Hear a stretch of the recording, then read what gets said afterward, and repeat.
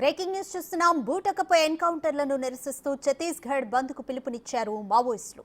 ఈ నేపథ్యంలో భద్రాద్రి కొత్తగూడెం జిల్లా చెర్ల మండలంలో పూసుగుప్ప వద్దిపేట మధ్యలో చెట్లు నరికి రహదారికి అడ్డంగా వేశారు మావోలు.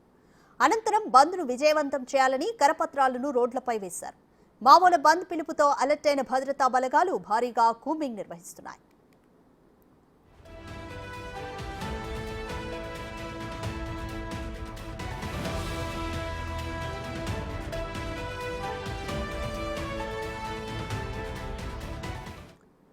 బూటకపై ఎన్కౌంటర్లను నిరసిస్తూ ఛత్తీస్గఢ్ బంద్కు పిలుపునిచ్చారు మావోలు. ఈ నేపథ్యంలో భద్రాద్రి కొత్తగూడెం జిల్లా చెర్ల మండలంలో పూసుగుప్ప వద్దిపేట మధ్యలో చెట్లు నరికి రహదారికి అడ్డంగా వేశారు మావోయిస్టులు. అనంతరం బంద్ను విజయవంతం చేయాలని కరపత్రాలను రోడ్లపై వేశారు. మావోల బంద్ పిలుపుతో అలర్ట్ అయిన భద్రతా బలగాలు భారీగా కూంబింగ్ నిర్వహిస్తున్నాయి.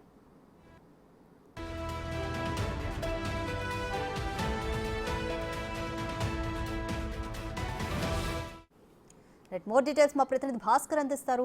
భాస్కర్, బూటకపు ఎన్కౌంటర్లకు నిరసనగా మావోలు బంద్కు పిలుపునిచ్చారు, ఛత్తీస్గఢ్ బంద్కు పిలుపునిచ్చారు. ఈ నేపథ్యంలో భద్రతా బలగాలు కూడా భారీగా కూంబింగ్ నిర్వహిస్తున్నాయి. కంప్లీట్ డీటెయిల్స్ అంటే వస్తాను. ఛత్తీస్గఢ్ బంద్ పిలిపించిన నేపథ్యంలో మావోయిస్టుల పైన పోలీసులు భద్రతా సిబ్బంది మొత్తానికి బూటకపు ఎన్కౌంటర్ చేశారన్న నిరసనగా వ్యక్తం చేస్తూ నేడు మొత్తం కూడా ఆ పరిసర ప్రాంతాలకు మా ఛత్తీస్గఢ్ రాష్ట్ర మాక్సిమం వరకు బంద్ ఇచ్చిన నేపథ్యం ఉంది. మావోయిస్టులు మొత్తానికి దీనికి సంబంధించి ఇప్పటికే చర్ల మండలంలో పూసుగొప్ప వద్దిపేట మధ్య రెండింత చెట్ల వద్ద కూడా నరికి అంటే పెద్ద భారీ వృక్షాలను సైతం కూడా రోడ్లకు అడ్డంగా కొట్టిపడడం కూడా జరిగింది. మరో కొన్ని ఏరియాలో మాత్రం ఆ రోడ్లను మొత్తం కూడా కట్ చేసిన నేపథ్యం కూడా ఉంది. మరోవైపు చూసుకుంటే కనుక ఇప్పటికే ఆ పరిసర ప్రాంతాలంతా కూడా పోలీసులు తమ భద్రతా బలాల సిబ్బంది మొత్తం కూడా అడవి ప్రాంతాన్ని అంతా కూడా మొత్తానికైతే మాత్రం క్షుణ్ణంగా పరిశీలన చేస్తున్న నేపథ్యం ఉంది. నిజానికైతే పీడిగియాలో మాత్రం నక్సలైట్ పోలీసు ఎన్కౌంటర్ లో మావోయిస్టులు బూటకం అని చెప్పి పేర్కొన్నారు. ఈ దాడిలో మొత్తం సుమారు 10 మంది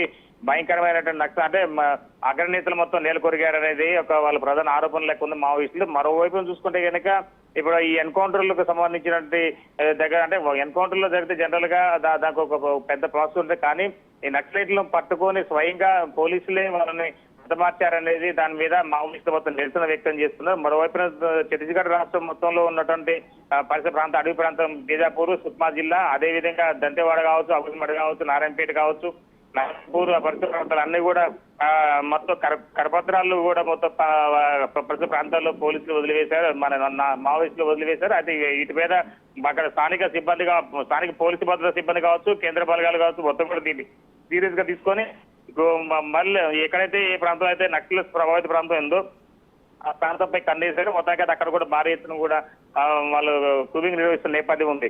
అయితే ఇప్పటికే ఈ నక్సలైట్లు ఒకవైపున అబుజ్మడ్ అంటే దంతెవాడ సమీపం కావచ్చు, సుక్మా జిల్లా పరిసర ప్రాంతాన్ని కూడా అక్కడంతా నక్సలైట్లు ఏరివేసి దిశగా వేస్తూ గత డిసెంబర్ నుంచి మొదలుకొని ఇప్పటి వరకు సుమారు 100 మంది పైగా మావోయిస్టులను మట్టం పెట్టారు పోలీసులు. అయితే ఇప్పుడు తాజాగా అబుజ్మడ్ లోనే వాళ్ళకి స్థానిక నివాసం ఉంది. పైన అంద్రి నివా నది సుమారు ఉన్నటువంటి సుమారు 25 కిలోమీటర్ దూరంలోనే అక్కడ బ్రహ్మపుత్ర నది లేక అక్కడ ఒక నది ప్రవహిస్తుంది. ఆ నది సమీపంలోనే ఈ అబుజ్మడ్ ఉండటం వల్ల అక్కడ ఎక్కువ నక్సలైట్ల కేంద్ర కార్యకలాపాలు కొనసాగిస్తున్నారు. ఆ ప్రాంతంలోనూ కూడా పోలీసులు డేగకాన్ని వేసి అత్యాధునిక టెక్నాలజీ సహాయంతో వాళ్ళ ఉనికిని వాళ్ళని అబ్జర్వ్ చేసుకుంటూ వాళ్ళపైన ఎక్కువ పెట్టే మొత్తానికైతే ఏరియాస్ దిశగా వేశారు.